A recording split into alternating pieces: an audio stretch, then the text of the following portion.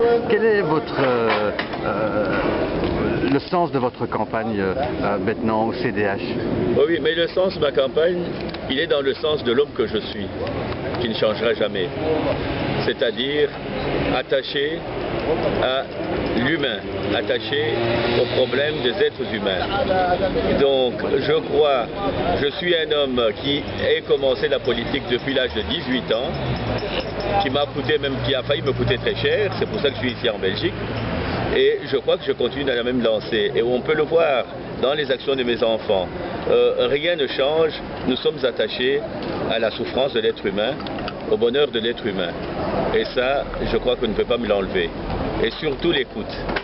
L'écoute. Je crois que vous aurez des questions à poser là-dessus. Si demain vous gagnez, si je gagne avec le parti, parce que le parti c'est très important, il faut le soutenir, il faut l'aider, il faut que chacun pousse pour avoir le plus grand nombre de voix possible. Et si demain je suis de ceux qui sont élus, je ne changerai en rien mon attitude. Le taux d'écoute, je crois que ça c'est une des qualités principales qui me suit dans ma vie. J'ai un taux d'écoute important, j'ai une expérience de la vie qui n'est pas négligeable et je crois que surtout dans ce pays, j'ai quand même une petite part de leçons à donner à plus d'un.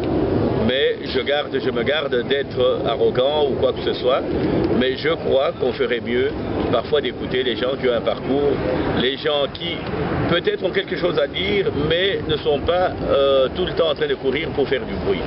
Et ça, c'est très important, ça. Et je crois que c'est mon engagement dans le parti où je suis aujourd'hui. Je n'ai pas à commencer à parler d'un parti ou de l'autre, mais dans mes convictions intimes, je suis dans un parti où je m'y retrouve. Et je crois, j'ai un dialogue direct avec les dirigeants, tout comme la base. Il n'y a personne qui dénie ou qui se méfie de mon expérience, que du contraire. Donc je participe en quelque sorte à une danse commune. Nous sommes tous ensemble, depuis ceux qui sont au sommet comme ceux qui sont à la base. Et ça c'est très important. Vous avez déjà exercé les fonctions politiques au sein de la commune de Gansour. Vous étiez échevin? Oui. Ça c'est une réalité. J'ai quand même été échevin des travaux publics, mobilité, environnement et propreté. Et aujourd'hui, moi ce que je peux dire, c'est une fierté. Ma plus grosse fierté, c'est que quand les 6 ans ont été bouclés, personne n'a jamais pu dire que l'argent de l'État était confondu avec ma personne. Et ça c'est très important. Ça c'est le défi à se donner. C'est être capable de faire la gestion publique, bien la faire et ne pas confondre la gestion publique avec la gestion privée. Certains confondent? Mais je crois que ça court les rues, on entend tout le temps des choses pareilles. Et moi je me demande même, quand des choses pareilles courent la rue, si on a le droit d'être encore debout pour défendre des causes publiques. Malheureusement, c'est ça qui fait que les gens parfois critiquent les politiques et disent que on fait ceci pour sa poche et tout ça. D'autres diront, oui mais le père compagnie, il n'a peut-être pas besoin de ça. Beaucoup se trompent. Moi j'ai travaillé jusqu'à la fin.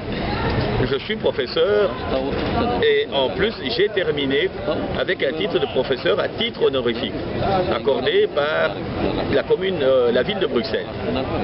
J'ai enseigné aux arts et métiers, j'ai enseigné aux enfants dont peut-être certains se posaient des questions, mais moi j'ai trouvé que ces enfants, j'avais quelque chose à leur donner. Et j'ai donné. Vincent a aidé ces enfants-là à voyager.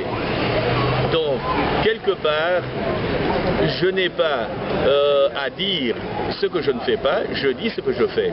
Ce que je fais, c'est être moral, être capable d'aider les autres, être présent avec les autres. C'est ça qui est très important. Ah, mes priorités, moi je dis, je regarde l'enfance. Ça, ce sont mes priorités. Je regarde les personnes âgées. Ce sont mes priorités. Pourquoi les personnes âgées? Parce que ces gens sont ceux qui ont fait ce que nous vivons aujourd'hui. On semble parfois l'oublier. Pourquoi les enfants? Parce que si nous laissons les enfants à la dérive, demain, ça va être très compliqué. C'est facile de critiquer un enfant, c'est facile de dire ça ne va pas. Mais la société doit se donner des moyens pour aussi soutenir les parents. Tout le monde n'a pas la chance d'avoir étudié, tout le monde n'a pas la chance d'avoir travaillé, avoir eu un travail. Et souvent, même à mes élèves, je disais, regardez vos parents. Ils ne savaient ni lire ni écrire. Mais ces gens, c'était des seigneurs. Pourquoi? Ces gens ont travaillé toute leur vie. Ils vous ont amené en vacances chaque mois. Ils n'ont pas l'intelligence que vous avez aujourd'hui, ni les diplômes que vous avez. Mais admirez-les. Vous avez entendu ces vieilles personnes arrêtées dans des prisons ici. Vos parents n'ont jamais été arrêtés ici dans ce pays. Pourtant, ils ne connaissaient pas la loi, du moins la lire. Mais ce sont des gens qui étaient nés avec la capacité de comprendre la société sans qu'on ait des bouquins à leur montrer. Ils comprenaient l'être humain, c'était des psychologues, c'était des gens qui étaient nés, qui avaient le nez fin, qui savaient que quand je suis dans un pays étranger, voilà comment je me comporte. Et c'est ce que nos enfants doivent suivre aussi. Mais je veux vous dire quelque chose. De gauche, je le suis. Il n'y a personne qui a le monopole de la gauche. Et encore, je crois que quand je côtoie les Dominicains, les Hispaniques, ces gens-là, politiquement, sont trop en avance sur nous ici. Et ce sont des gens qui discutent politique du matin au soir. Moi, depuis l'âge de 18 ans, j'ai opté pour une politique de gauche. Et la gauche, elle ne s'arrête pas dans un point. Aujourd'hui, il y a ceux qui sont quand même de gauche, qui sont en train de monter. Hier, on avait les communistes qui ont disparu. Mais n'empêche, ce sont... Ouais, voilà, il me fait un signe là qu'ils n'ont pas disparu. Mais aujourd'hui, oui, ils naissent avec ceux qui sont en train de monter aujourd'hui. Alors, comment dire tout ça? Moi, je suis de gauche, et la gauche devait être des gens qui sont sensibles à l'évolution de la société, sensibles au partage, sensibles à n'être intéressés que par ce qu'on produit.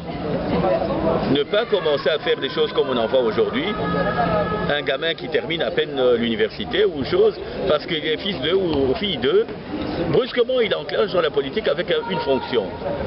Mais il n'a jamais postulé, il n'a jamais su la difficulté de postuler et de ne pas être accepté. Quoique, avec les parents qu'il a peut-être, il peut passer plus facilement. Mais ils n'ont jamais postulé. Et demain, ils vont parler des chômeurs. Demain, ils vont aider les chômeurs à devenir des hommes ou des femmes. Le fils de Louis Michel. Mais il faut arrêter ça. Ils doivent comprendre ça, il faut être modeste. Et ça, on le voit, malheureusement, ça rentre aussi dans les habitudes d'une gauche qui ne pouvait pas faire des choses pareilles. Une gauche qui devait apprendre qu'il est facile de dire ils étaient des mineurs, il est facile de dire ils ont creusé le métro, il est facile de dire ils ont fait les rails de tram. Mais ces gens-là, quand ils le faisaient, ils ne plaçaient pas leurs enfants. Moi, dans les CEDH, je suis parmi les gens qui sont de gauche. Et il y en a. Le plus important là-dedans, c'est qu'on se regroupe sur l'humain. Et ça, je crois, ils brandissent un étendard qui est très fort. Ils brandissent un étendard qui est très fort. Et faut-il que chacun d'entre nous dans le CDH reste conscient que le plus important, ce n'est pas simplement soit. Le plus important, c'est regarder autour de soi aussi. On a délaissé l'humain. Malheureusement, c'est ce qui se passe de plus en plus. Il y a des broyeurs qui fonctionnent. Mais il faut que l'on comprenne qu'on ne fait pas un parti politique en restant du côté des broyeurs.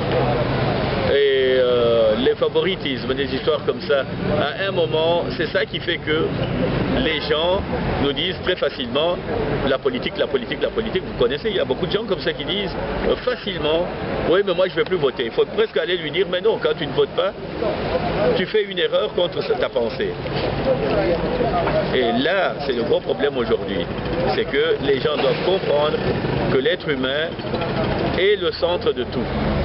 Et si les enfants aujourd'hui ne sont pas secondés, secourus, demain ça te devient des enfants qui sont effrayés, qui effrayeront aussi la société. Ça, c'est une réalité. L'être humain, il faut savoir lui donner ce dont il a besoin. Jamais personne n'a demandé qu'on lui donne des limousines et tout ça. Il ne demande que de très peu de choses. Qu'il soit certain que l'enfant peut manger le matin, il peut manger à midi, ou bien quand il revient, on peut l'amener au sport et regarder un peu l'histoire des sports. C'est plus le cas. Quand vous rentrez dans un club où vous devez payer 400 €, vous avez 3 enfants en début d'année, vous faites quoi? En début d'année scolaire, vous payez 1200 € et vous ne les inscrivez pas à l'école. Ce qui serait un non-sens. Mais où sont ceux qui doivent regarder ça? Il y avait des tickets sport, on supprime ça. Mais moi je crois qu'il y a des choses qu'on ne peut pas supprimer. La société doit faire un effort.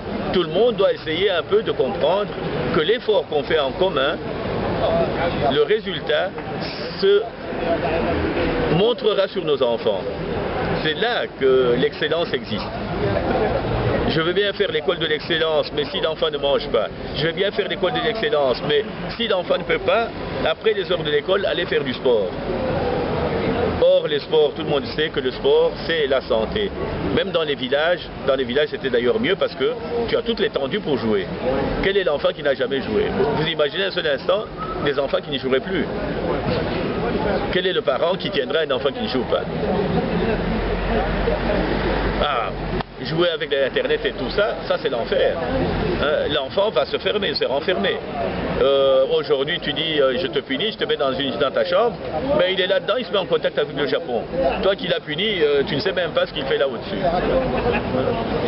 Donc il faut que l'on continue à faire des choses simples. Les enfants ont besoin de s'aérer, les enfants ont besoin de courir, mais ils ne peuvent pas courir sur du béton. Ils ne peuvent pas courir à travers des voitures. Ça c'est notre société moderne. Alors il faut favoriser les installations des sports, faire de telle sorte que déjà les installations scolaires commencent un peu à faciliter les choses. Comme ça, dans les quartiers, les enfants peuvent déjà avoir des lieux pour aérer leur corps et leur santé. Je crois que les gens sont très attentifs, mais le problème c'est que les gens se méfient. Là est tout le problème. Et comme je dis toujours, pour certains qui sont très arrogants, il faut éviter de se tromper. L'homme à qui tu parles, c'est pas toi qui vas mettre le bulletin pour lui dans l'urne. Donc, connaissez un peu d'être cohérent. Parce que la plupart des gens commencent à constater que ça va dans tous les sens. Et ces gens, quand ils sont dans l'urne, ils peuvent revenir vous dire j'ai voté pour vous, mais allez vérifier ça. Vous verrez simplement le nombre de fois. Mais vous êtes quand même fort apprécié vu les résultats obtenus précédemment. Oui, je remercie ceux qui me suivent, qui disent il est des nôtres. Déjà, ça fait plaisir. Parce qu'il faut partir de l'idée que je prends simplement les dernières élections à Gansoren, dans une petite commune. Si les Noirs que je suis auraient dû me voter tous, je n'avais pas plus de 300 voix. Si j'ajoutais les communautés, comme on dit, les communautés étrangères, si j'ajoutais les Arabes, les Turcs, je n'arrivais peut-être pas à 600 voix. Mais j'ai eu 1400 voix, 1400 aidés. Ça veut tout dire. Ça veut dire que dans la vie, quand on sait vivre avec les gens et que l'on s'entend avec les gens, il peut être blanc ou noir et tout ça. Et quand il entre dans l'urne, il dit c'est lui que je préfère. Et quand vous êtes correct dans ce que vous faites, ça continuera toujours. Et je crois que ça, c'est peut-être la morale. La morale pour moi, c'est que quelle que soit la communauté où je rentre, je suis chez moi.